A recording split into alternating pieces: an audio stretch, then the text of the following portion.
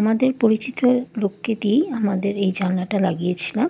উনি আরও আমার জানলা লাগিয়েছে অন্যান্য ঘরের, তো তখন ভালোই লাগিয়েছিল। এবার তো একদম জঘন্যই করে ফেলেছে কাজটা, ডাকতে ডাকতে পরে আসেনি, ভেঙে যাওয়াতে 2 দিনে ভেঙে গেছে। পরে অন্য লোককে দিয়ে আবার নতুনভাবে লাগালাম। যাই হোক, আমরা যে ভুলটা করেছি আপনারা করবেন না। ইউটিউবে দেখবেন, গুগলে দেখবেন, ভালো রেটিং দেখবেন, তারপরে লাগাবেন। আগের লোকটা 3-4 রকমের কোম্পানির জিনিস লাগিয়ে গেছিলো, একই জিনিস ঠিকঠাক করে লাগিয়ে দিয়ে গেছে এখনের লোকটা। 28 স্কোয়ার ফিটের জানলাতে প্রথম লোকটা 7,500 টাকা নিয়েছিল আমাদের কাছ থেকে। এখন আমি ঠকে গেলাম না লাভে রাখলাম জানি না।